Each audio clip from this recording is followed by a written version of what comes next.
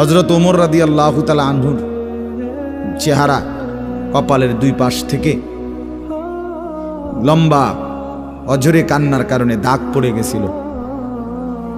হযরত ওমর রাদিয়াল্লাহু তাআলা আনহুর ইন্তেকালের মুহূর্তে হযরত আব্দুল্লাহ ইবনে আব্বাস সাহাবী তিনি বলছিলেন, আপনাকে আল্লাহ তাআলা অনেক মর্যাদা দিয়েছেন, আপনি 10.5 বছর মুসলমানদের খলিফা ছিলেন, আপনার মাধ্যমে আল্লাহ তাআলা দিক দিগন্ত মুসলমানদের বিজয় দান করছেন। কত রাজ্য কত এলাকা আপনার এই 10 বছরে বিজয় হয়েছে।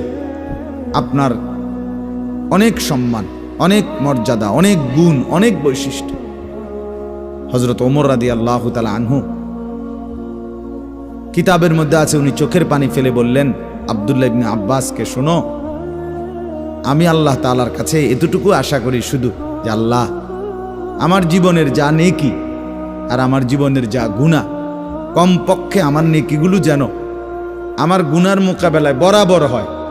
অর্থাৎ এতটুকু নেকি যেন কমপক্ষে হয় যে গুনাহগুলোকে মোচন করে দেয়, নেকিগুলো দিয়ে গুনাহগুলো যেন মিটে বরাবর হয়। এর দূর যদি হয় তো আমি আল্লাহর কাছে সন্তুষ্ট নিজেকে মনে করি, আমার এর দূরে সারব। অর্থাৎ নিজের এই বিপুল পরিমাণ নেক আমলকে কিছুই মনে করেন, সামান্য